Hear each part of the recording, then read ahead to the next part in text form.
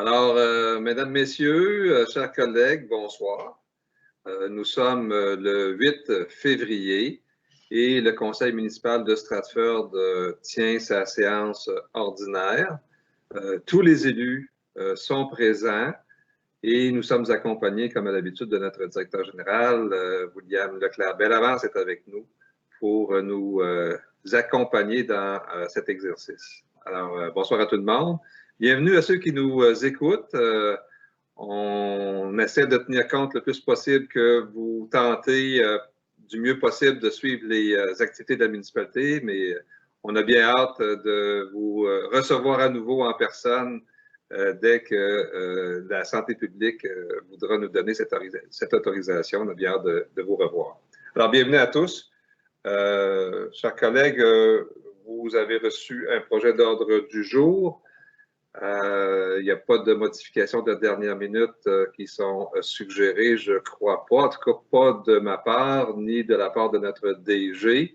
Je recevrai donc une proposition pour adopter cet ordre du jour sans modification si personne n'a rien à ajouter. Est-ce que j'ai quelqu'un pour le proposer? Julie Lamontagne, je propose l'adoption de l'ordre du jour. Merci, Julie. Discussion, commentaires. Ça va pour tout le monde, c'est complet. Donc, l'ordre du jour est adopté. Merci. On est rendu au point 1.2. Période de questions. On offre toujours la possibilité aux gens de Stratford de s'adresser à leur conseil municipal en posant des questions sur l'un ou l'autre de nos moyens technologiques. Facebook, site web ou par téléphone ou en nous écrivant, peu importe. Je comprends par contre, Monsieur le directeur général, qu'il n'y a pas eu de questions qui ont été adressées au conseil depuis la dernière séance. Est-ce que j'ai raison? Exactement. Alors, ça demeure possible de le faire pour les prochaines rencontres à tous ceux que ça peut intéresser. Ça nous amène au point 1.3, c'est l'adoption du procès-verbal de la séance ordinaire du 11 janvier 2021. Les membres du conseil, vous avez tous reçu ce document. Donc, j'accepterai une proposition pour l'adopter. Oui, André Terrien, je propose l'adoption. Merci, André. Est-ce qu'il y a des questions ou des commentaires avant qu'on adopte le procès-verbal? Ça vous semble conforme, tout le monde? Je n'ai pas des signes que oui, parce que moi, j'ai la chance de vous voir. Les gens qui nous écoutent n'ont que le son, mais moi, j'ai la chance de vous. On a la chance de se voir par écran interposé, alors c'est adopté. Ça nous amène au point 1.4, présentation des dépenses récurrentes, comme à chaque année, donc à chaque séance, pardon, les dépenses qui reviennent, Hydro-Québec, Bell Canada, etc. Est-ce que vous avez des commentaires à formuler? Souvent, on se tourne vers M. Picard pour voir s'il y a des choses à ajouter là-dessus. Ah, ben c'est tout dans la normale, ces choses-là. Hydro-Québec, les DAS au ministère, Retraite Québec, etc. Que le montant total avec, ça inclut les salaires, là, versés 79 116. Autres questions ou commentaires? Ça va? Donc, c'est un point d'information. Merci beaucoup. Ça nous amène au point 1.5 pour l'adoption des comptes à payer. Donc là aussi, chaque élu en a reçu une copie. Quand on se rencontre physiquement, il y a des copies qui sont disponibles pour le public. Un total, cette fois-ci, de 50 991 $. Monsieur Picard, je me retourne à nouveau vers vous pour savoir si vous avez des commentaires à formuler sur cette liste de comptes à payer.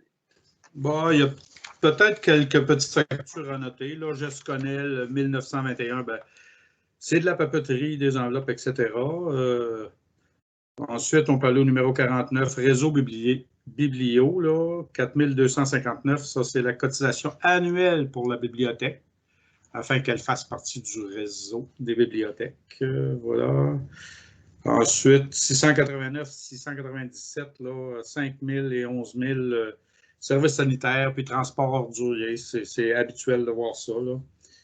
Ensuite, mon Dieu, à 10,46, médias, conseils, santé, sécurité. En tout cas, ça fait partie des cotisations, ça, pour la CNESST, là, selon notre masse salariale. Voilà. Quand la mort à 15,28, 1200, c'est des honoraires professionnels pour de la consultation dans des dossiers. Le total est 50 991 et 75 que je propose d'accepter. Richard Picard. Merci, Richard. Est-ce que les collègues, vous avez des questions ou des commentaires? Avant que l'on adopte cette liste de comptes à payer, je vois personne qui lève la main. Ça va pour tout le monde? Donc, la liste des comptes à payer est adoptée. Merci. Ça nous amène à 1.6, dépôt de la situation financière au 31 janvier 2021. Évidemment, on est au tout début de l'année. Il ne s'est pas passé grand-chose encore depuis le 1er janvier. Encore une fois, Richard, est-ce que tu souhaites commenter? Très peu de commentaires. Là. Ce qu'on peut dire, c'est le déneigement, peut-être, qui a soutiré 17% du budget, de son budget d'opération pour 2021. Ça fait que c'est dans la normale. Il n'y a rien de spécial. Les horaires sont suivis là-dessus. Tout va bien. Pour la balance, ben, on ne peut rien en dire. L'année commence bien. Voilà. Excellent. Merci. Donc, pas d'imprévu en janvier. Rien de catastrophique. On va espérer que ça continue comme ça. Pas d'autres questions? Merci beaucoup. Ça fait le tour. Ça nous amène au point 1.7. C'est l'occasion de parler de quelques dossiers qui ne sont pas à l'ordre du jour, donc le suivi des dossiers municipaux. Je reprends mon tableau pour les donner dans l'ordre habituel. Donc, infrastructure municipale, je ne crois pas qu'il y avait rien à signaler. Gestion de ressources humaines non plus. Dans les services de proximité, peut-être un mot sur la préparation de l'été qui est déjà commencée du côté du parc du Lac-Elmer. Marc? Oui, donc pour cet été, les demandes ont été faites là, pour le programme fédéral là, pour les emplois étudiants. Donc, on a demandé autant d'étudiants qu'on a eu à l'emploi l'été dernier, mais c'est une demande qui est augmentée parce qu'il faut se mettre dans le contexte que en début 2020, on était comme convaincus qu'on n'aurait peut-être pas de pandémie. En tout cas, on la voyait très loin. Donc, c'est ça. On a dû, à l'été 2020, embaucher plus d'étudiants qu'on le croyait au départ. Donc, puis pour cette année, ben c'est ça, on est prévoyant. On pense qu'il y a plusieurs des mesures là, qui avaient été adoptées l'été dernier qui vont se maintenir. Donc, on va avoir besoin d'un peu plus d'étudiants. Sinon, on se prépare justement pour la saison estivale. Et puis aussi, ben, on continue au niveau des projets, des différentes demandes, des suivis là, pour le développement là, du parc du Lac-Elmer. Merci, Marc. Communication et participation citoyenne, un mot sur les loisirs à Stratford, Richard? Bien sûr, au niveau de la patinoire, ben, on a une bonne fréquentation. Ce n'est pas égal. On a mis des heures allongées étant donné la pandémie et les congés qui sont là parfois. Là. En tout cas, c'est bien. On a un anneau de glace puis une petite patinoire à côté, puis une surveillante étant donné qu'il faut surveiller le local. Ça va bien ça. Puis le ski de fond, ben enfin, on peut dire qu'on a un couvert de neige qui est raisonnable pour faire des sentiers qui ont de l'allure. Fait que là, ça va bien ça. Puis la raquette, ben, on a 2 sentiers qui se sont tracés en fin de semaine. On attendait la neige aussi, hein. Fait que bientôt, on va avoir un nouvel affichage à mettre, là. Puis ça va bien. On a une bonne fréquentation de ce côté-là aussi. Merci. Super. Espérons qu'on va garder nos conditions hivernales au moins jusqu'à la semaine de relâche, hein, parce que ça va être l'occasion pour les familles, tout le monde, d'aller jouer dehors encore plus. Sinon, dans les autres éléments, il y avait peut-être un mot sur l'application B-City, qui est un outil de sécurité publique. Isabelle? Oui, on invite encore les gens à s'inscrire sur la plateforme B-City. Idéalement, là, sur un téléphone intelligent, il y a l'application qui peut être téléchargée là, par Android ou par iOS. Mais sinon, les gens peuvent se rendre sur le site de la municipalité dans l'onglet « Citoyens ». Ils vont retrouver là, la section B-City. Ils peuvent voir un peu la façon là, de s'inscrire. B-City, dans le fond, ce que ça nous permet, c'est de communiquer avec les citoyens rapidement en cas de n'importe quel pépin qui peut arriver, là, situation d'urgence, évacuation, bris d'aqueduc, fermeture de route, avis par rapport à l'eau. Donc, quand les gens font leur inscription sur B-City, ils peuvent sélectionner aussi là, les thèmes qui leur apparaissent pertinents, là, sur lesquels on peut communiquer avec eux. Donc, on se rappellera qu'on avait eu un gros dégât d'eau à l'Halloween il y a 2 ans. On avait une route qui avait été coupée. Ça avait été très difficile de communiquer avec les citoyens de part et d'autre de la route qui était sectionnée, là. Donc, une application comme ça, à l'époque, ça nous aurait beaucoup servi. Donc, on inviterait les citoyens vraiment à aller s'inscrire là, parce que cet outil-là peut être vraiment pertinent. Merci Isabelle, oui, tout à fait, très, très pertinent. Et plus il va y avoir de gens qui vont s'inscrire, plus ça va avoir de la valeur aussi comme outil de communication entre la municipalité et l'ensemble des citoyens. Donc, je pense que c'est une bonne idée de le rappeler à chaque fois qu'on en a l'occasion.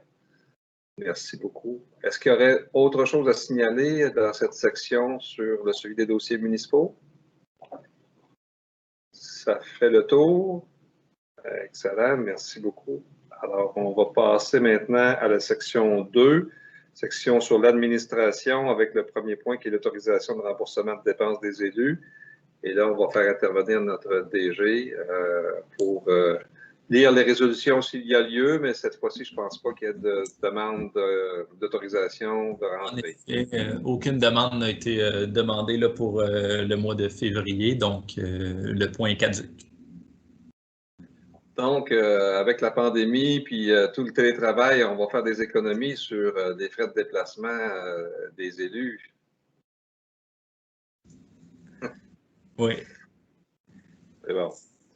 Alors, ça nous amène donc à 2.2, adoption du projet de règlement numéro 1188, règlement sur la gestion contractuelle, projet de règlement pour lequel il y a eu avis de motion de donner à la dernière séance ordinaire et donc période de consultation depuis la séance de janvier.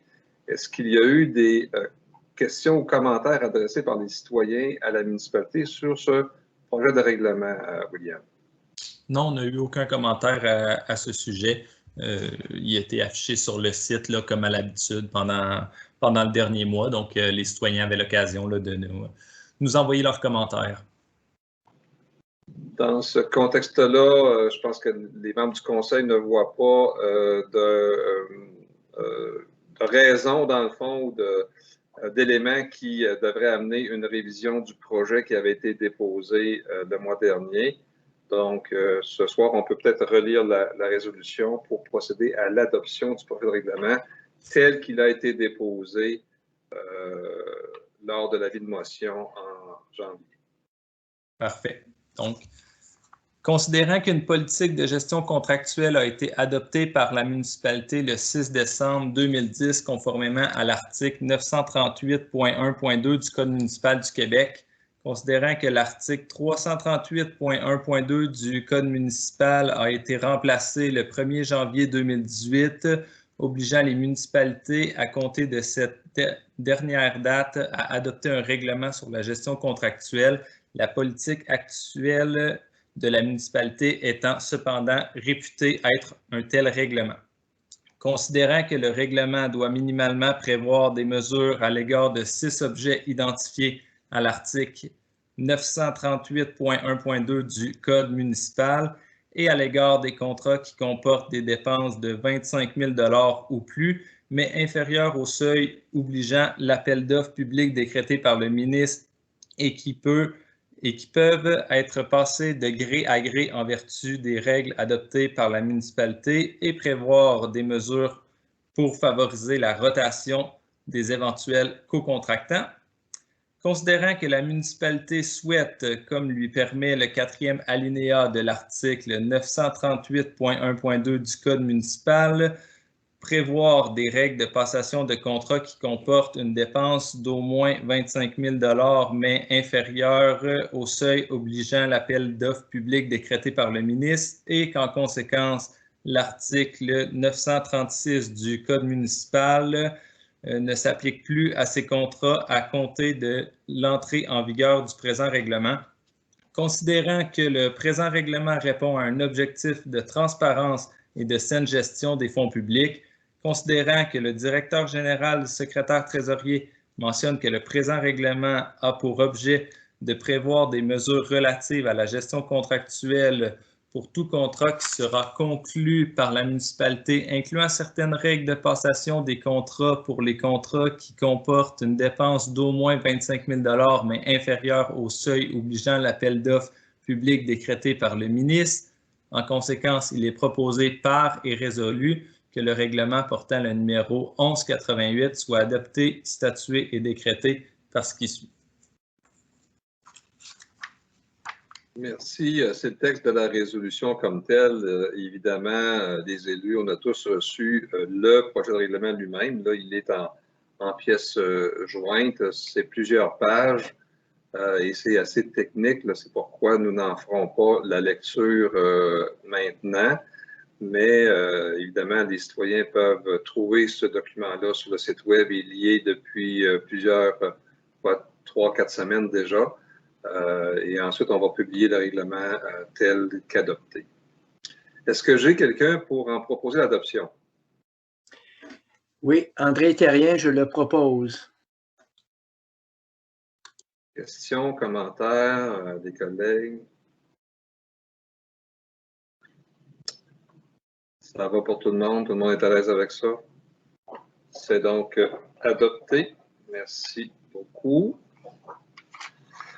Ça complète la section 2, ça nous amène à la section 3 qui porte sur les infrastructures municipales. Et le premier point, c'est, en fait, le seul point de cette section-là, c'est la question du transfert de propriété du chemin des Parulines, un sujet qu'on a eu l'occasion de discuter à quelques reprises et qui a fait en sorte qu'on avait une entente avec le promoteur pour que ce chemin devienne un chemin municipal au moment où il aura été construit conformément aux exigences de la municipalité. Et William, c'est ce que nous venons de recevoir comme confirmation de la part de l'ingénieur, n'est-ce pas? Exactement. L'ingénieur qui surveillait les travaux nous a envoyé son rapport là, dans les dernières semaines. Donc, on le présente là aujourd'hui en conseil. On peut lire le projet de résolution. Parfait. Considérant l'entente relative à des travaux municipaux au 740 chemin de Stratford signé le 22 janvier 2020, considérant les dispositions de l'article 22 du règlement 1164 de la municipalité qui prévoit le partage des coûts des travaux, considérant la réception de la recommandation de paiement de l'ingénieur responsable de la supervision des travaux, M. Daniel Lapointe de la firme SNC Lavalin, il est proposé par et résolu de procéder aux démarches nécessaires pour le transfert de propriété du chemin des Parulines en faveur de la municipalité, de payer les sommes dues aux promoteurs telles que prévues à l'entente relativement à des travaux municipaux au 740 chemin de Stratford, signé le 22 janvier 2020, soit une somme de 151 106,92 $ plus taxes, de financer ce montant à même les surplus accumulés, de mandater la firme Cain-Lamar pour la production des documents notariés nécessaires au transfert de propriété du chemin des Parulines, d'autoriser le maire Denis Lalumière et le directeur général secrétaire trésorier William Leclerc-Bellavance à signer les 10 documents notariés. Est-ce que j'ai quelqu'un qui en fait la proposition?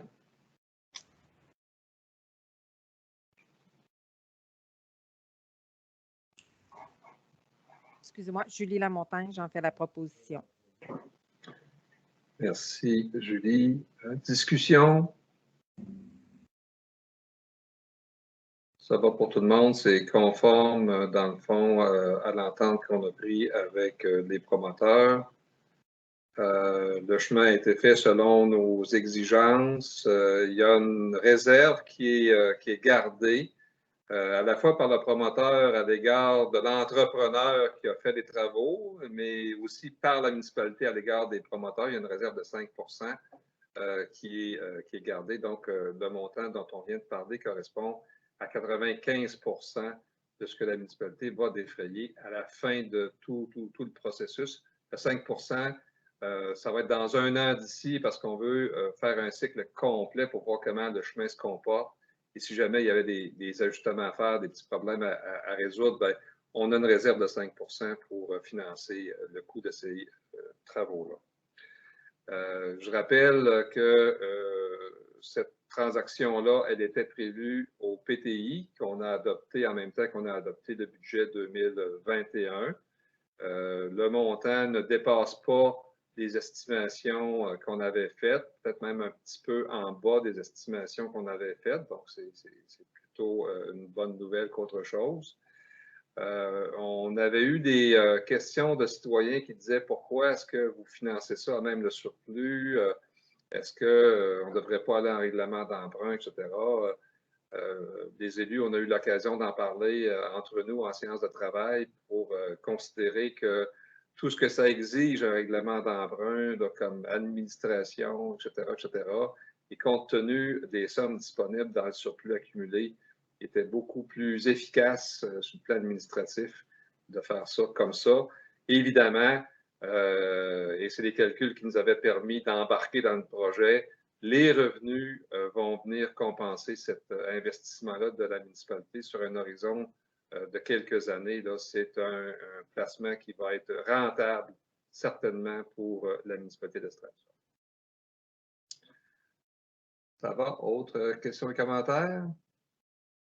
D'ailleurs, il y a des gens qui s'y ont installés. Il y a même une résidence permanente, je crois, qui est déjà construite. Et, ça commence déjà, les transactions, là, à amener des revenus additionnels à la municipalité. Si ça va pour ça, on va passer à la section 4, gestion des ressources humaines et performances organisationnelles.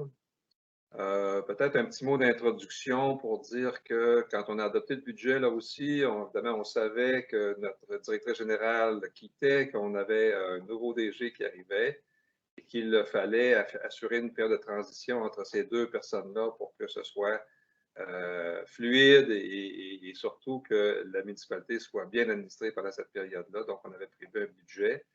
Nous allons l'utiliser en partie, probablement pas au complet, mais il s'agit de décider ce soir sous quelle forme et après discussion avec Mme Blanchette, elle propose, et je pense que c'est sur le plan administratif aussi quelque chose de plus simple pour nous, elle propose qu'on le fasse sous la forme d'honoraires professionnels plutôt que de salaire comme tel. Donc, c'est la proposition qui est soumise au conseil municipal. On peut lire le projet de résolution comme tel pour illustrer ça.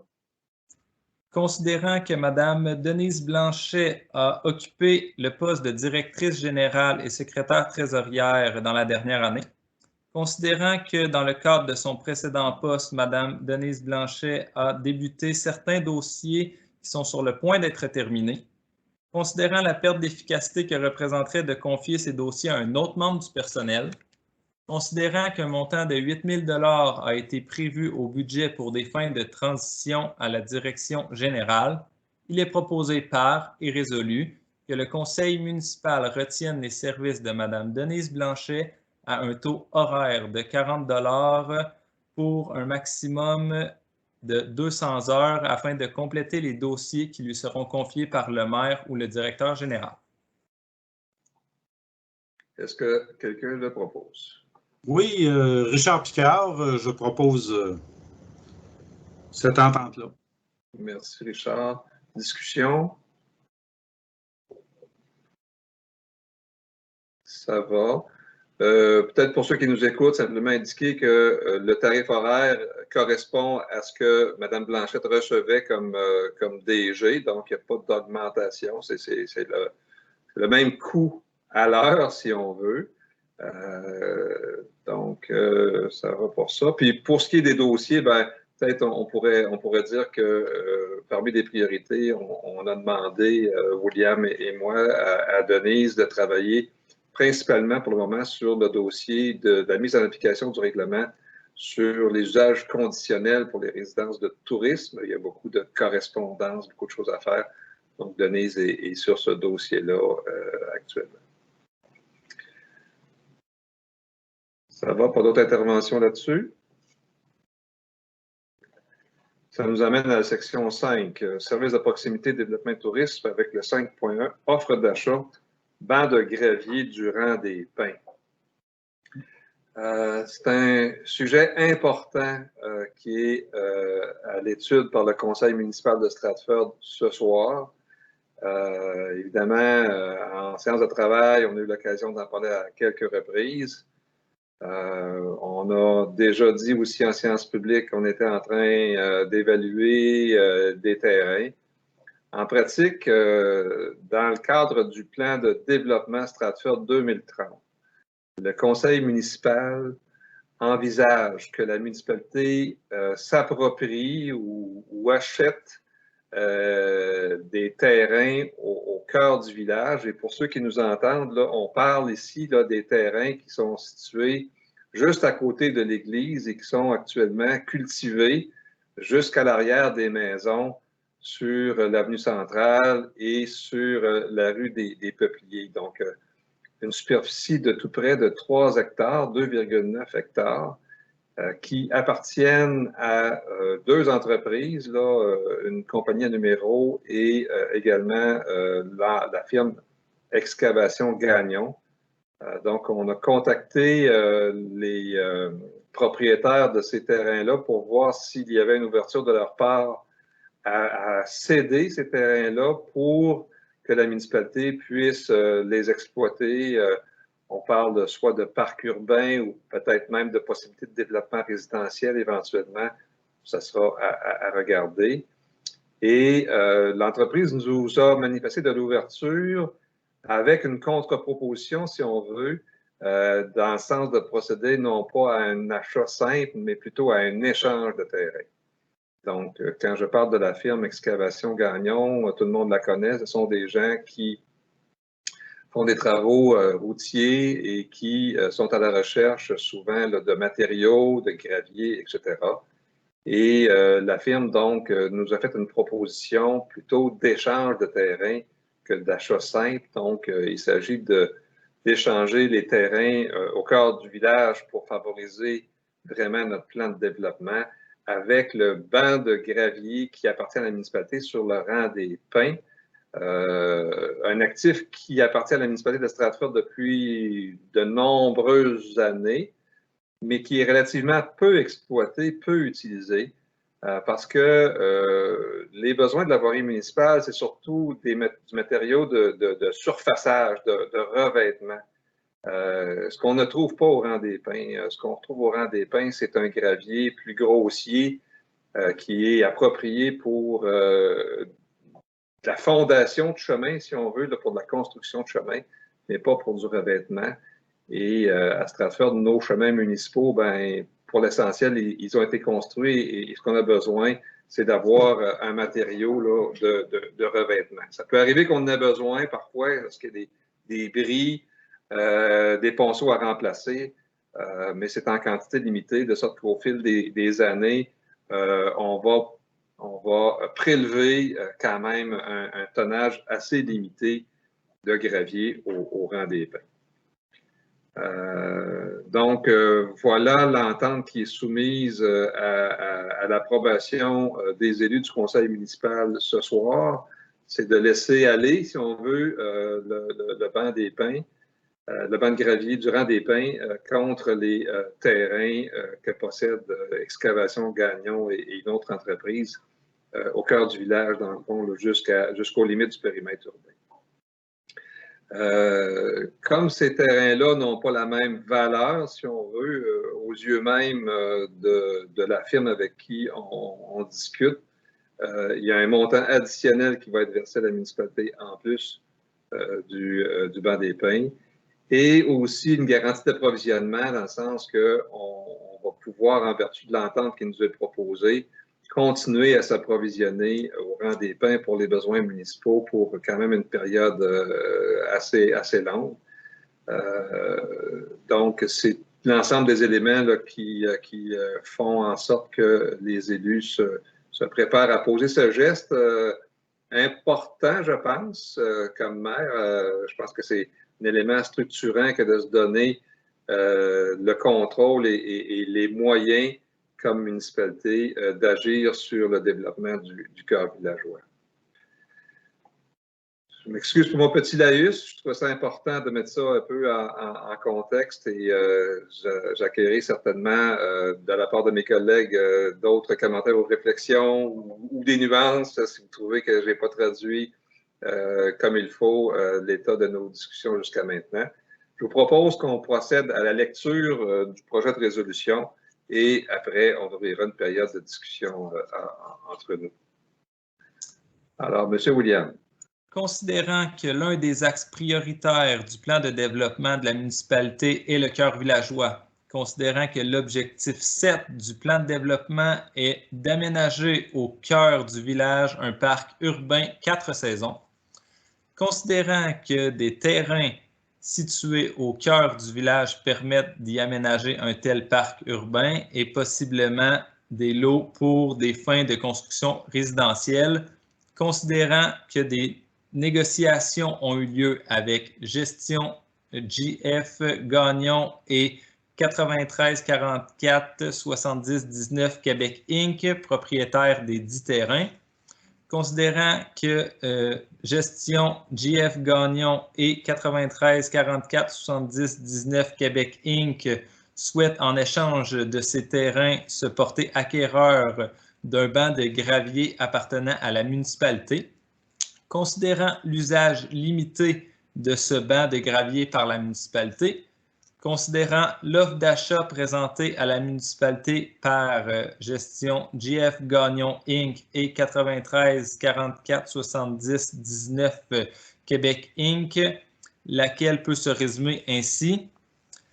Intérêt de Gestion JF Gagnon Inc. et 93 44 70 19 Québec Inc. à acquérir les lots 5 642 279 et 5 643 305 appartenant à la municipalité et situés sur le rang des pins. En contrepartie, versement à la municipalité par Gestion JF Gagnon Inc. et 93 44 70 19 Québec Inc. d'un montant de 100 000 $ plus les taxes si applicables, et cession en faveur de la municipalité d'une superficie de 2,9 acres du lot 5 642 672 appartenant... 2,9 hectares. 2,9 hectares, pardon. À Gestion JF Gagnon Inc. et 93 44 70 19 Québec Inc., tel que montré au plan 6 juin, tout en conservant la terre arable dans l'emprise de la rue Future.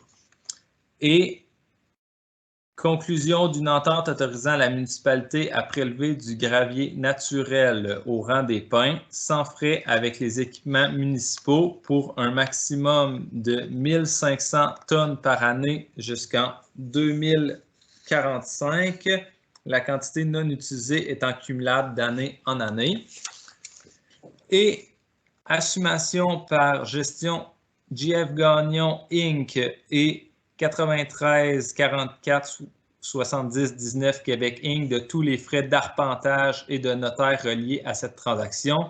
Il est proposé par et résolu d'accepter l'offre d'achat présentée par Gestion JF Gagnon Inc. et 93 44 70 19 Québec Inc. De mandater le maire et le directeur général secrétaire trésorier pour effectuer les démarches pour la rédaction et la validation des termes et des conditions nécessaires à la réalisation de cette transaction. D'abord, est-ce que j'ai quelqu'un qui en fait la proposition? Marc-Quentin, j'en propose l'adoption. Merci, Marc. Est-ce qu'il y a discussion, commentaires?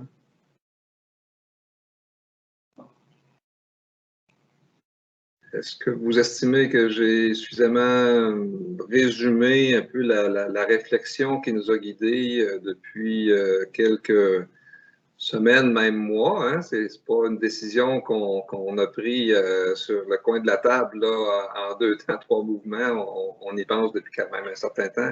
Marc?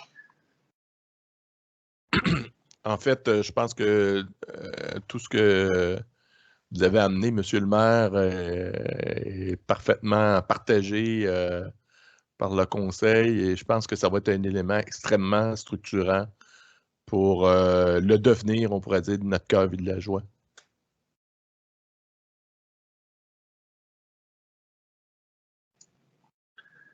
En fait, on s'en rend compte hein, que bon, notre défi démographique, il passe aussi par notre capacité d'accueillir de nouvelles familles. Ça veut dire éventuellement une capacité d'avoir des logements pour ces gens-là qui voudraient venir s'installer chez nous. Actuellement, il n'y a pas de terrain zoné résidentiel facilement accessible. Il y a beaucoup de terrains dans la zone résidentielle à Stratford, au plan de zonage, mais ces terrains-là ne sont pas desservis et probablement pas facilement desservables, ou en tout cas avec des investissements peut-être assez importants. Sauf que ces terrains-là, puis on peut imaginer facilement là, les 2 rues des Pins et 3e Avenue, je pense, hein, si je ne me trompe pas, pouvant possiblement se rejoindre pour fermer le quadrilatère éventuellement.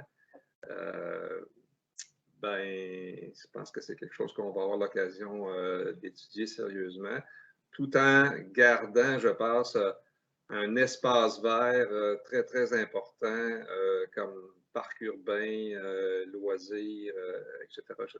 Donc, je pense que ça avait été identifié comme étant un besoin lors des consultations qu'on a menées sur notre plan de développement et là, on se donne les moyens de nos objectifs. Ça va?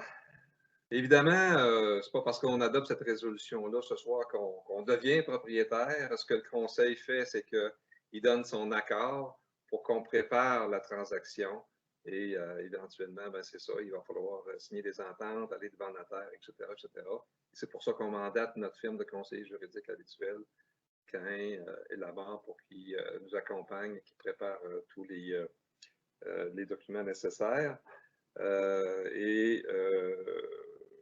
Voilà. Bien que ce soit les partenaires ici, là, Gestion Jean-François Gagnon, JF Gagnon, et l'autre entreprise à numéro qui vont assumer les frais d'arpentage chez le notaire pour cette transaction-là. C'est bon pour tout le monde? Excellent. Merci beaucoup. J'ai hâte qu'on annonce ça. J'ai hâte que les gens voient ça. J'ai bien hâte d'avoir les réactions. Ça risque d'être peut-être une décision importante du présent mandat de ce conseil. Cela dit, donc revenons à des choses plus modestes peut-être. Des travaux sylvicoles au parc du Lac-Elmer. C'est au point 5.2 de l'ordre du jour, dans le contexte où la Société de gestion du parc du Lac-Elmer a des projets de camping, d'hébergement, de sentiers pédestres.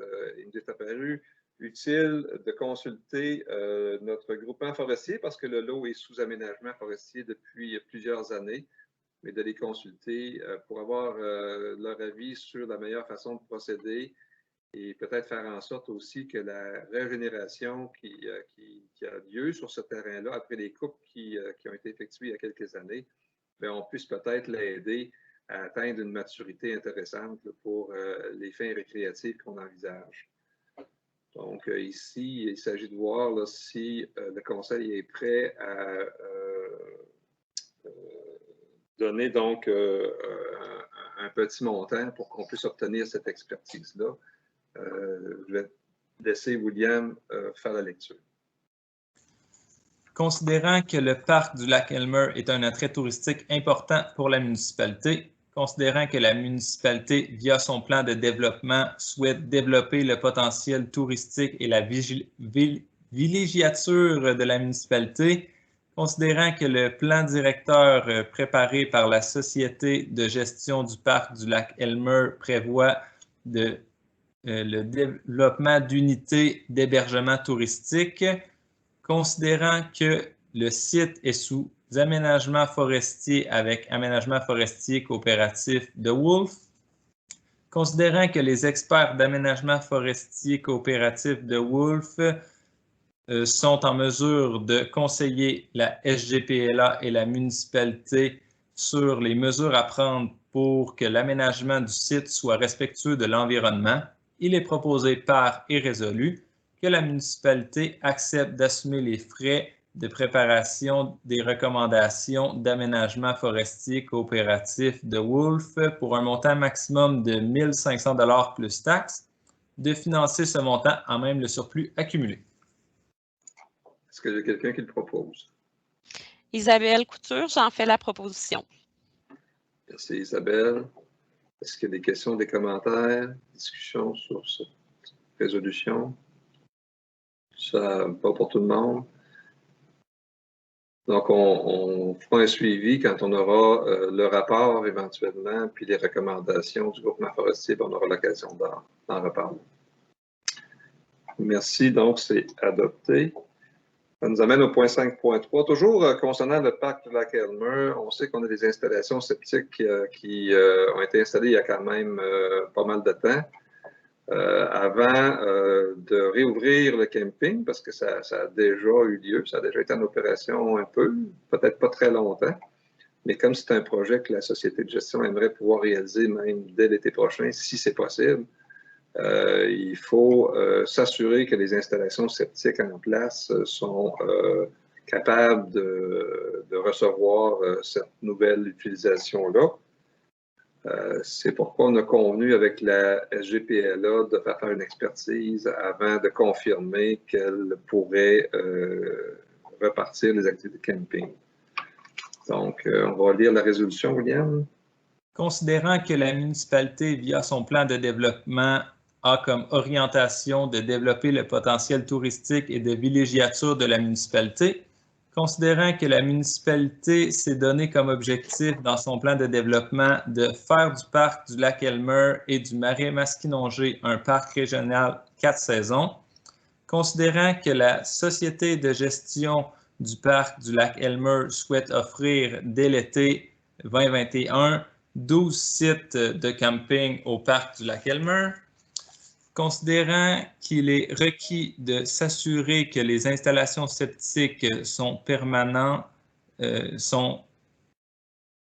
les installations septiques en place permettent de traiter adéquatement les eaux usées générées par cette activité, il est proposé par et résolu que la municipalité accepte l'offre de services professionnels de la firme Harley Génie Conseil pour l'évaluation de la conformité environnementale de l'installation de traitement des eaux usées du bâtiment de service du parc du lac Elmer au coût de 2 700 $ plus taxes, de financer ce montant en même le surplus accumulé. Quelqu'un le propose? Gaétan Côté, j'en fais la proposition. Merci Gaétan. Discussion? Ça va pour tout le monde. Je pense qu'il faut se sécuriser, hein, tout le monde, pour être sûr que tout va bien fonctionner là, si effectivement on va de l'avant avec le camping pour ne pas avoir de mauvaises surprises par la suite. C'est mieux donc de le vérifier avant. Donc, si je n'ai pas d'autres commentaires, je considère que c'est adopté. C'est bon. Ça nous amène au point suivant, le 5.4, renouvellement de l'entente de partenariat 240 volts, j'imagine, 240 V, je ne sais pas si c'est pour volt, avec Hydro-Québec concernant la borne de recharge. Et là, je vais laisser notre DG nous situer par rapport à cette décision-là qu'on est appelé à prendre. Oui, dans le fond, c'est le renouvellement d'une entente qui a déjà eu lieu en 2018 avec Hydro-Québec pour faire partie là, du réseau des bornes électriques au Québec. Donc, je vais lire la résolution. Considérant que l'électrification des transports et plus particulièrement du transport automobile est une orientation stratégique majeure en matière de développement durable au Québec, considérant que le nombre d'utilisateurs de véhicules électriques connaîtra une croissance importante au cours des prochaines années, y compris parmi les touristes et visiteurs de notre région, considérant qu'Hydro-Québec a mis en place un circuit électrique et que ce réseau de bornes de recharge compte déjà près de 2850 bornes déployées au Québec, considérant la volonté du conseil municipal de Stratford de soutenir et de stimuler à la fois l'activité touristique et le développement durable sur le territoire de la municipalité, considérant que Stratford fait partie de la route des sommets et compte occuper une place active au sein de cette infrastructure touristique, considérant que la municipalité est partenaire d'Hydro-Québec depuis 2018 pour le déploiement de bornes de recharge pour véhicules électriques, il est proposé par et résolu que la municipalité de Stratford renouvelle son entente de partenariat avec Hydro-Québec pour le déploiement de bornes de recharge pour véhicules électriques. Alors, Marc Quentin, j'en fais la proposition. Merci, Marc. Je suis désolé, j'étais un peu distrait parce que je vois des messages qui passent comme quoi peut-être mon écran est en double, je ne sais pas trop quoi. Là, j'ai peut-être pesé sur le mauvais bouton. C'est-tu corrigé? Oui? Oui, bon. Alors, on avait deux écrans ouverts en même temps. Désolé. Donc, c'est proposé par Marc Quentin. Est-ce qu'il y a discussion? Ça va? Donc, on continue avec Hydro-Québec pour notre borne de recharge. C'est adopté. Ça nous amène au point 6, il n'y avait rien de particulier, il n'y avait rien à l'ordre du jour. Ça nous amène au point 7, vie communautaire, éducation, loisirs et culture. 7.1, journée de la persévérance scolaire. Donc, chaque année, on invite les municipalités à se mobiliser et à s'inscrire pour souligner les journées de la persévérance scolaire. Je pense que c'est tombé cette année dans une oreille favorable à Stratford compte tenu de toute la réflexion qu'on a faite sur le plan de développement Stratford 2030 et sur l'importance de la réussite éducative. C'est même un des axes prioritaires qu'on a retenu dans notre plan de développement. Et là-dedans, il y a particulièrement l'encouragement, la reconnaissance envers les jeunes qui complètent leur diplôme secondaire, qui obtiennent leur diplôme secondaire. Donc, on profite d'une occasion, peut-être, on va lire le projet de résolution pour poser un geste dans ce sens-là. Considérant que la réussite éducative est un des axes prioritaires du plan de développement Stratford 2020-2030, considérant que l'un des objectifs reliés à cet axe est d'encourager et soutenir la réussite éducative des jeunes de Stratford, il est proposé par et résolu que la municipalité profite des journées de la persévérance scolaire pour annoncer qu'à la fin de la présente année scolaire, elle remettra à chacun des finissants et finissantes du secondaire une bourse de 300 $, que cette dépense soit prise à même les surplus accumulés. Oui, j'en fais la... Oui, excuse, je t'ai devancé, Monsieur le maire.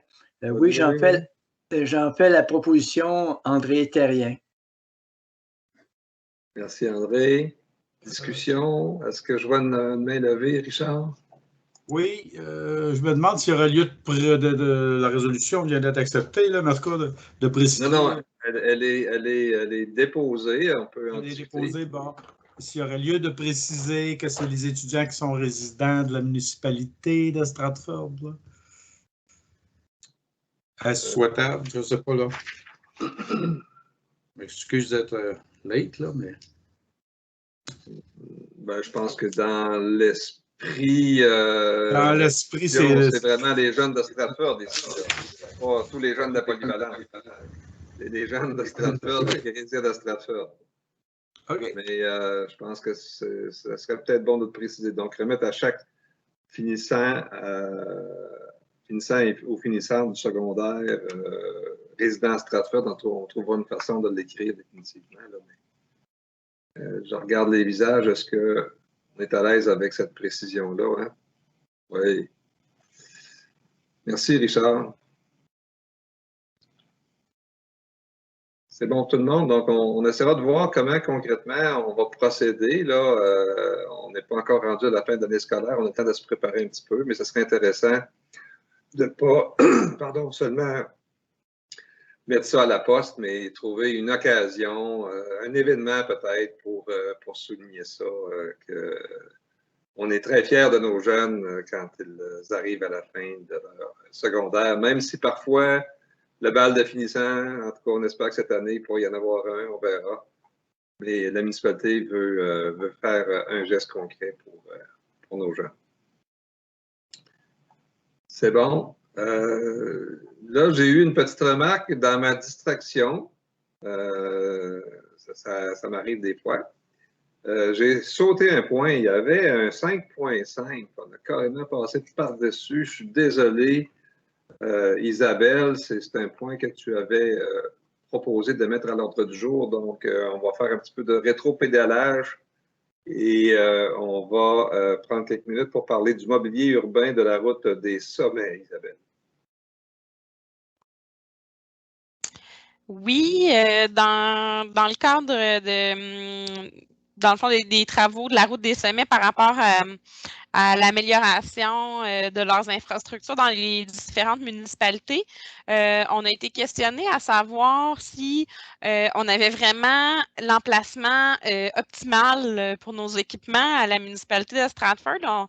On bénéficie d'un banc incliné qui permet de faire l'observation des étoiles, puis d'un panneau d'interprétation. Ces équipements-là ont été installés devant l'école, qui est un endroit très éclairé. Donc, on se questionnait aussi quand on s'est fait interpeller à ce sujet-là, à savoir si c'était vraiment le meilleur endroit pour l'observation des étoiles à Stratford. Puis, dans le fond, comme on le dit souvent là, dans le cadre de notre plan de développement Stratford 2030, c'est qu'on veut faire du parc du Lac-Elmer un jalon incontournable de la route des Sommets. Donc, on s'est dit nos équipements en lien avec la route des Sommets devraient peut-être se retrouver au parc. Donc, c'est pour ça qu'on va faire éventuellement, on va déménager ces installations-là au parc. Ce qui n'exclut pas qu'éventuellement, si on avait un autre parc urbain dans la municipalité, on pourrait avoir encore ce type de mobilier-là qu'on pourrait y installer. Mais pour les équipements actuels, dans l'état actuel des choses, on souhaite installer les équipements de la route des Sommets au parc du Lac-Elmer. Merci Isabelle. Est-ce qu'il y a des questions ou des commentaires? Je pense que ça fait bien du sens là, avec le mobilier actuel.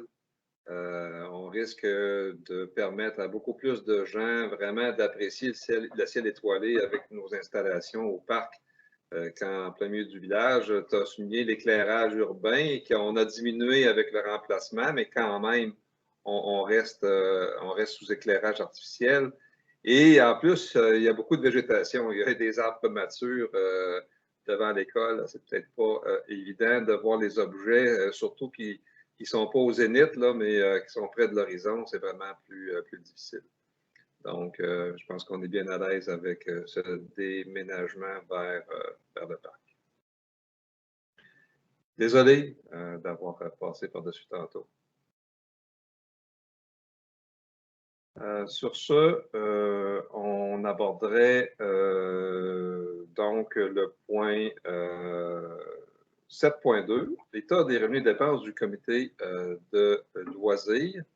Donc, comme les autres organismes que la municipalité subventionne sur une base annuelle, notre comité de loisirs transmet à la municipalité son bilan, son état de résultat, revenus, dépenses, etc. C'est ce que nous avons reçu dans les derniers jours.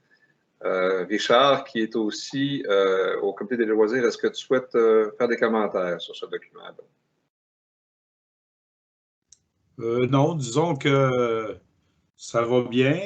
Nos budgets, on les tient sous contrôle. On a une bonne coopération avec la municipalité. Puis ce qu'il faut dire, en tout cas, les années de pandémie, ben, on ne sait pas comment on finira au bout de l'année, ce que ce sera. En tout cas, c'est des années pas très, très époustouflantes. Voilà. Merci.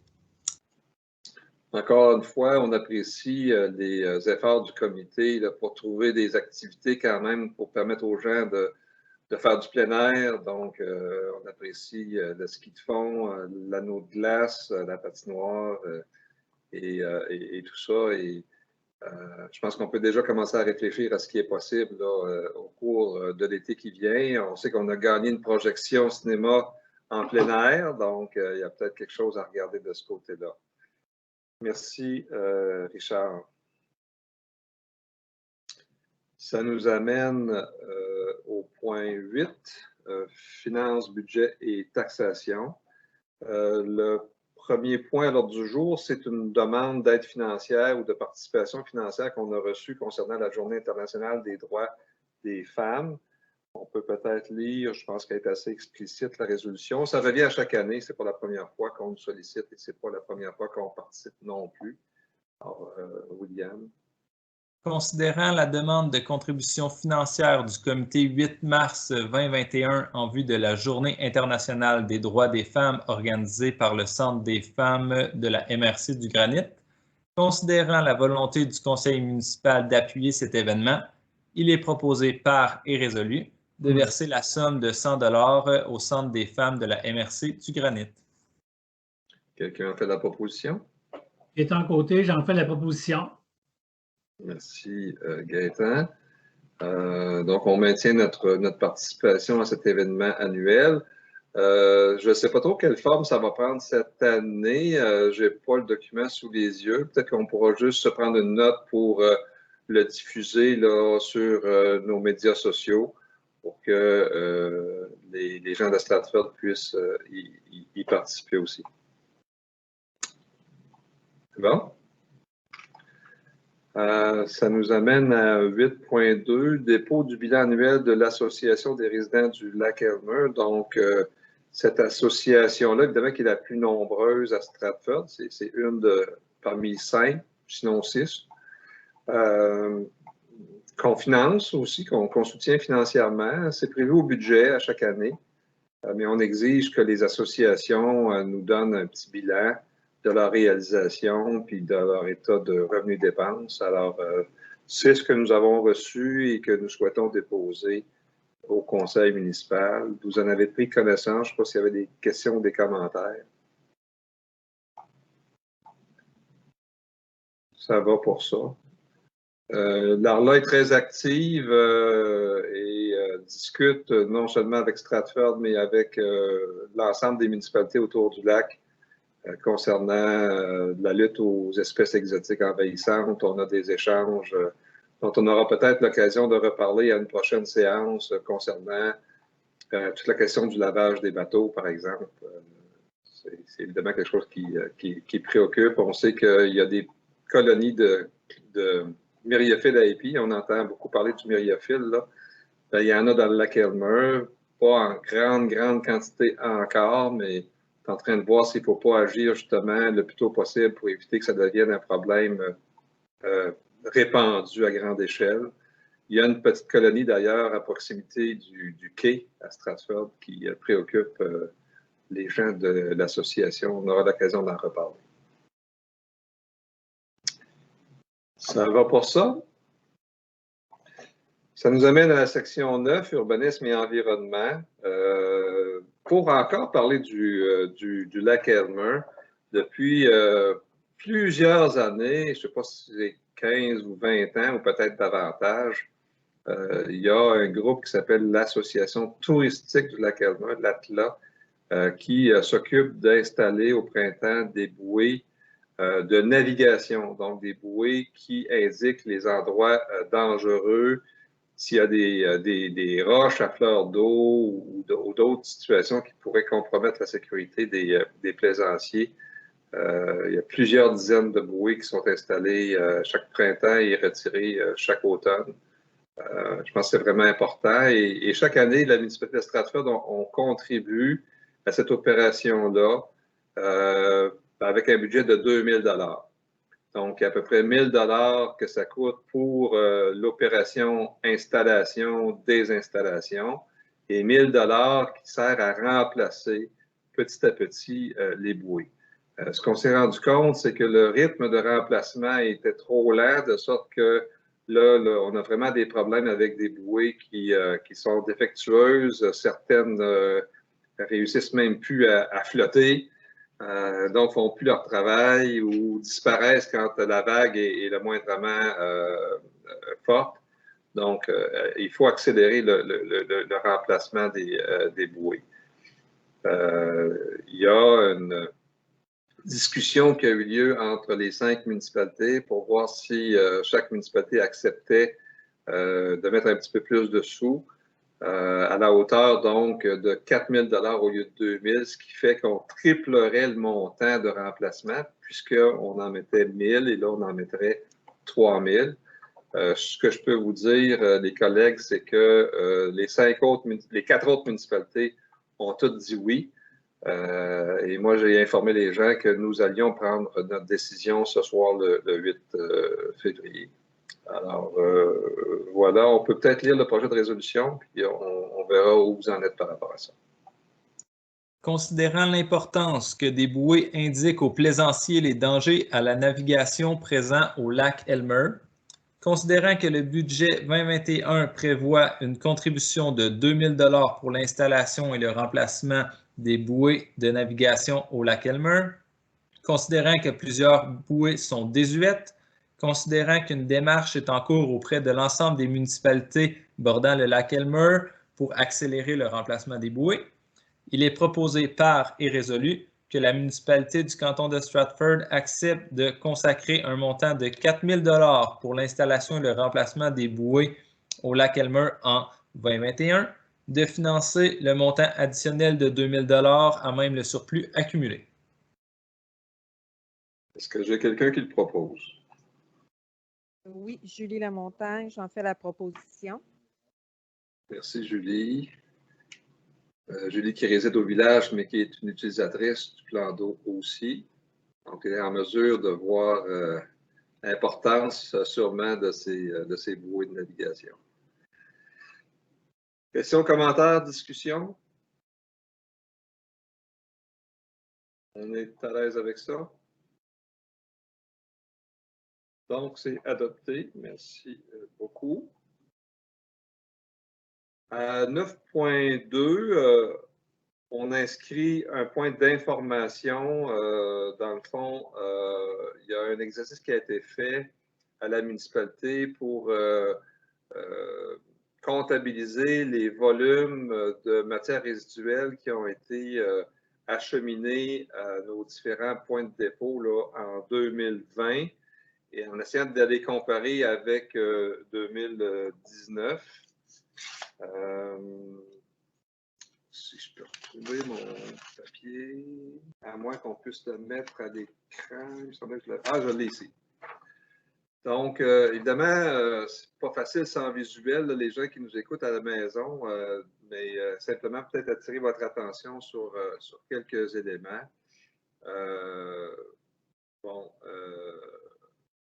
Entre 2019 et 2020, Stratford a augmenté son volume de matière résiduelle. Au niveau des déchets, on est passé de 458 tonnes à 492 tonnes, une augmentation de 7,4 %. Bon, peut-être qu'il y a plus de gens qui ont passé plus de temps à leur résidence secondaire en 2020 à cause de la pandémie. C'est ce qu'on espère comme phénomène, et non pas que chacun a produit plus de déchets que l'année précédente. Et c'est quand même une tendance qu'on observe. Du côté des matières organiques, là aussi, il y a une augmentation, mais celle-là, elle est souhaitée en quelque sorte, parce qu'on veut que les matières organiques se retrouvent de plus en plus, non pas dans les déchets, mais dans le bac brun. En 2020, on a recueilli 156, j'ai arrondi, 156 tonnes de matières organiques par rapport à 107 tonnes l'année précédente, donc une augmentation de 45 %. C'est quand même intéressant. Bravo à tous ceux qui se sont mis au bac brun. Mais on a encore du chemin à faire parce que si on fait la comparaison, vous voyez 156 tonnes de matière organique alors qu'on est près de 500 tonnes de déchets. Il y a fort à parier qu'il y a encore beaucoup de matière organique qui se retrouve dans le bac à déchets. Et ça, c'est quelque chose qu'on doit continuer à changer comme habitude. Il faudrait vraiment que dans les prochaines années, on voit la courbe, on va faire comme M. Arruda, là, on va taper sur la courbe pour qu'elle baisse, pour que, au lieu d'augmenter dans les prochaines années, le volume de déchets commence véritablement à diminuer à Stratford. C'est important pour l'environnement, mais c'est également très important pour les finances publiques. Parce que ça nous coûte beaucoup plus cher d'envoyer du volume à l'enfouissement, donc de produire des déchets que des matières organiques. Et en plus, on reçoit moins de redevances. Plus on recycle, plus on fait de compostage, plus on reçoit de redevances pour nous aider financièrement. Donc, c'est vraiment une arme qui joue dans les deux sens. Alors, merci à tous ceux qui sont déjà bien disciplinés, puis on encourage tout le monde à joindre le mouvement. On pourra peut-être déposer ce tableau-là sur nos réseaux sociaux si les gens veulent le regarder de façon plus attentive. On l'a déjà porté à l'attention des membres du comité consultatif en environnement, qui vont être évidemment des partenaires importants de la municipalité dans la poursuite de nos efforts vers la réduction des déchets.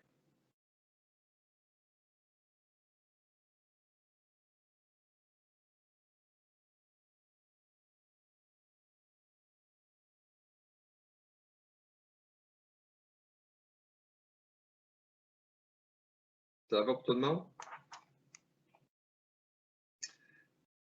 Merci. On est rendu à donc 9.3. Un avis de motion sur un nouveau projet de règlement. Je pense qu'on peut le lire. Le projet de résolution est très court, puis on pourra peut-être mettre un peu d'éléments de contexte par la suite.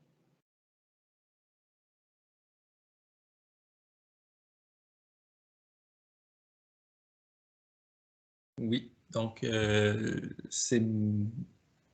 Dans le fond, je vais vous lire le règlement. Attendu que le conseil municipal de Stratford a adopté et fait approuver par ses électeurs le règlement de zonage numéro 1035 qui est entré en vigueur le 18 septembre 2009. Attendu que le conseil souhaite limiter le nombre de logements dans les zones où la protection du milieu naturel est un enjeu. Attendu que le Conseil désire modifier les dispositions relatives au nombre de logements dans des zones de villégiature ainsi que dans les zones AFT 1-8 et l'îlot 85. Attendu que cette intention nécessite une modification au règlement de zonage. Attendu qu'un avis de motion du présent règlement a dûment été donné à notre session du Conseil du 8 février 2021. Il est en conséquent décrété par le présent règlement, on s'entend, c'est le projet de règlement. Donc, l'article 1. Le règlement de zonage numéro 1035, tel que modifié par tous ces amendements, est à nouveau modifié par le présent règlement. Article 2. La grille de spécification feuillet 5 de 8 est modifiée afin que le nombre de logements maximal soit modifié de 2 à 1 dans les zones ville-d'union 1, ville-d'union 2, ville-d'union 3, ville-d'union 4, ville-d'union 6 et ville-d'union 11. Article 3. La grille de spécification feuillet 2 de 8 est modifiée afin que le nombre de logements maximal soit modifié de 2 à 1 pour les zones AFT 1-8 et l'îlot 85. Article 4. Le présent règlement entre en vigueur conformément à la loi. Merci, William. Tantôt, je n'ai pas eu de projet de résolution, c'était mon erreur, je m'excuse. C'est un avis de motion, donc c'est un point d'information ce soir, c'est un avis de motion qui serait donné sur l'adoption éventuelle de ce projet de règlement, si j'ai quelqu'un qui se porte volontaire pour donner cet avis de motion. Oui, André Terrien, je donne cet avis de motion. Merci, André. Peut-être, si vous me permettez, un élément de contexte, là, c'est pas quelque chose qui va changer, qui va bouleverser la vie de grand monde à Stratford demain matin. Mais en même temps, c'est un élément important dans l'orientation de la municipalité en matière d'urbanisme. Ce qu'on est en train de dire dans ce projet de règlement-là, s'il devait être accepté, c'est qu'en villégiature, ce qui est permis, ce sont des résidences d'un seul logement. Donc, on ne voudrait pas voir apparaître dans nos zones de villégiature des immeubles à condos, pour dire ça simplement, là. C'est ce qu'on est en train de réglementer.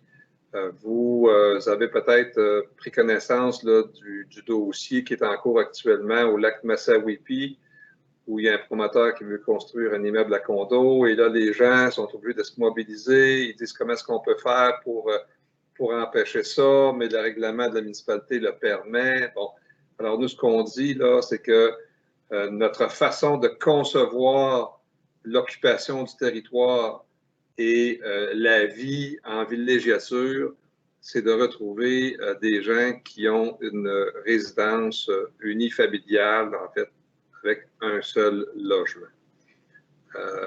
C'est pour ça qu'on donne cet avis de motion, pour que les promoteurs ou même les particuliers soient avisés tout de suite qu'il n'y a pas de projet de condo qui va pouvoir se développer en villégiature à Stratford.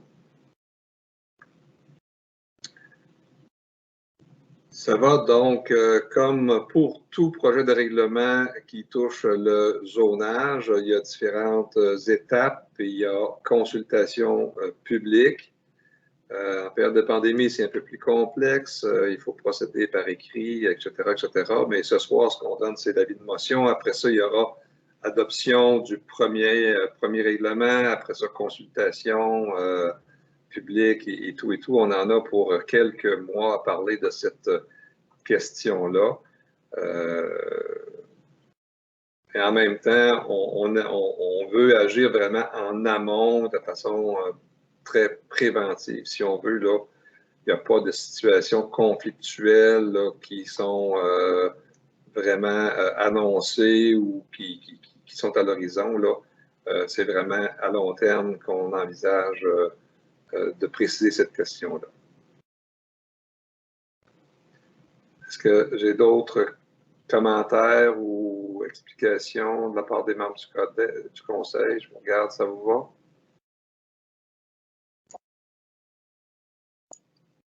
Donc, l'avis de motion est donné, qu'il sera présenté dans une prochaine séance du Conseil, ce projet de règlement 1189.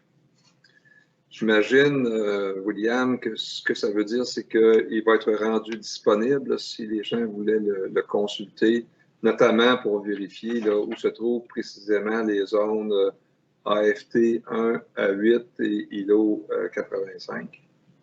En effet, là, pour toute la période de consultation, il va être disponible sur notre site Internet. Puis vous allez avoir l'occasion de faire des commentaires aussi là, si vous en avez ou à nous poser des questions sur le dit projet de règlement. Merci.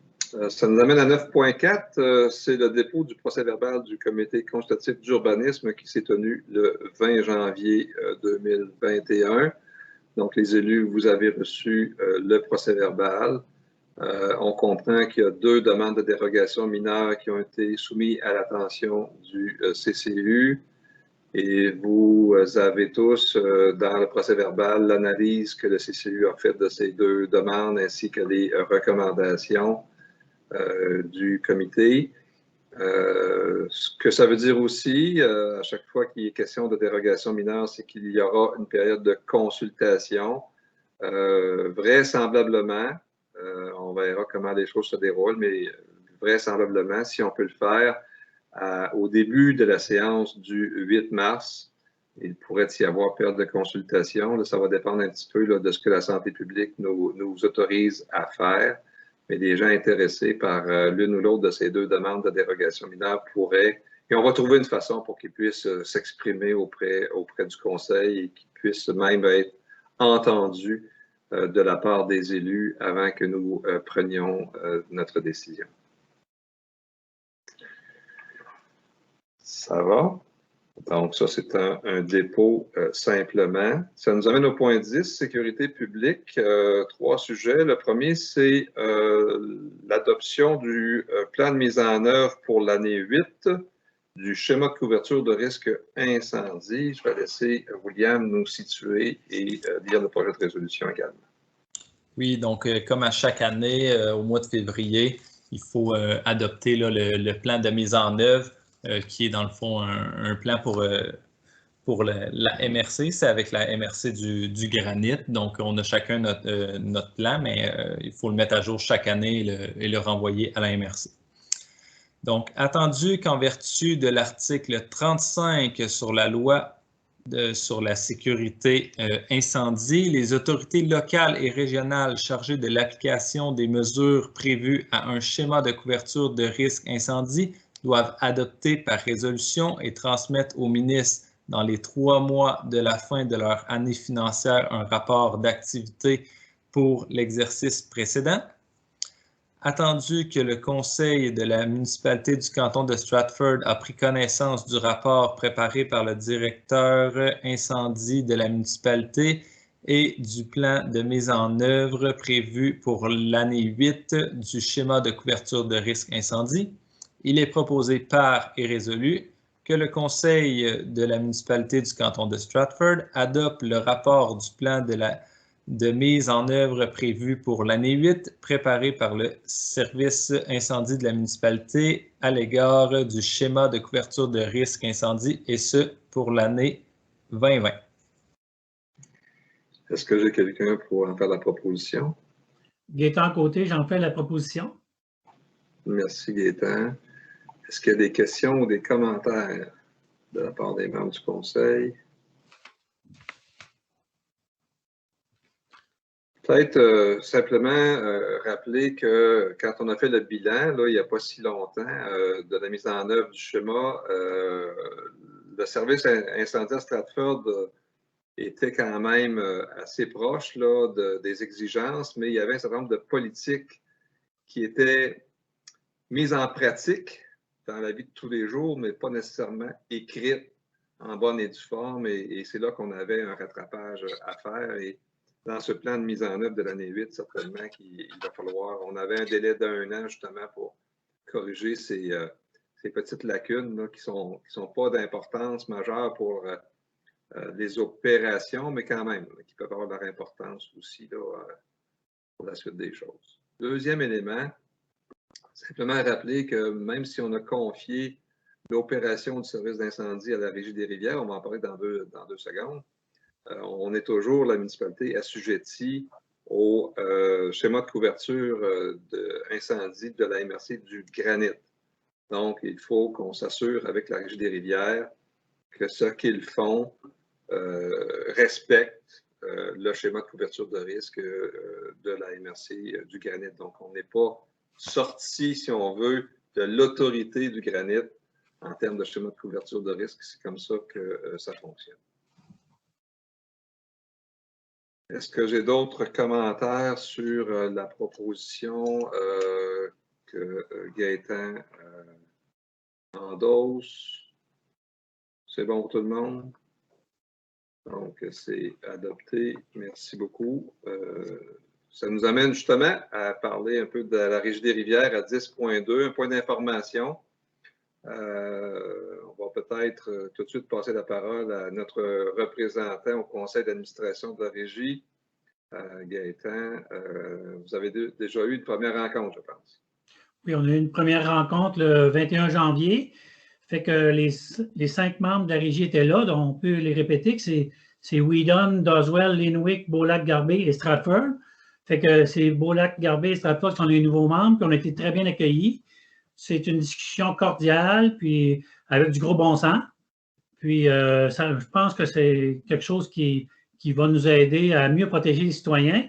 Le territoire global, c'est 1000 km² qui est protégé par cette régie. Fait que ça va être une belle mise en commun. Puis on nous a d'ailleurs dit que Stratford avait la meilleure caserne de toute la gang, qu'il y a 5 casernes sur tout le territoire là, de la régie. Fait que on sait que dans les prochains mois, ils vont harmoniser tous les services et surtout la communication, puis l'achat d'équipements et tout ça. Fait que c'est un peu ça qui s'est passé. Puis aussi, on a fait des modifications pour le schéma de couverture de risque qu'on parlait tout à l'heure, là, parce qu'on va être protégé en même temps avec Wheaton, tout ça. Merci, Gaétan. Je pense que comme on l'a mentionné, ça va quand même prendre quelques mois là, avant que ça soit pleinement fonctionnel puis qu'on puisse parler de premiers répondants et des trucs comme ça. Là. Il faut laisser le temps à la régie là, de déployer toutes ces activités-là à Beaulac-Garbet puis à Stratford. Mais je pense que c'est bien parti. Tant mieux si la collaboration déjà est positive. Je pense que c'est un point important. J'ajouterais peut-être qu'avec le directeur général, William, on a discuté avec le DG de la Régie des rivières à propos de questions très pointues là, sur l'inspection des avertisseurs de fumée. Il se pourrait que la Régie des rivières commence déjà à faire un certain nombre d'inspections en 2021, même si ce n'était pas prévu à être fait par la MRC du Granit là, au niveau du service de prévention. Donc, il y aurait peut-être une certaine forme d'accélération, si on veut, là, dans la mise en marche du programme de vérification des avertisseurs de fumée. Est-ce que j'ai bien compris, William? Oui, en effet, là, on pourrait compléter pour dire que, dans le fond, le fonctionnement de la MRC du Granit, c'est qu'il passait en couverture l'ensemble du territoire à chaque 7 ans. Alors que là, le fonctionnement de la Régie des rivières, ça va être faire un certain pourcentage de la municipalité chaque année. Donc, au final, on va quand même avoir la même couverture. C'est juste qu'au lieu d'être un gros événement une année sur 7, mais là, ça va être réparti probablement quelque chose comme 20%. Là, donc, ça va prendre 5 ans à faire le tour de la municipalité, mais on va en avoir un petit peu chaque année. On a aussi évidemment échangé sur l'application du règlement sur les résidences de tourisme. Les autorités de la Régie des rivières sont bien au courant qu'elles auront un rôle à jouer dans le processus d'acceptation des résidences de tourisme pour s'assurer de leur conformité à toutes les règles en matière de prévention incendie. Ils ont déjà ça dans le collimateur et ils sont prêts à collaborer pleinement avec la municipalité de Stratford pour la mise en place de cet aspect-là de notre règlement sur les résidences de tourisme. C'est bon? Je pense que c'est bien parti. Hein? Excellent. Merci beaucoup.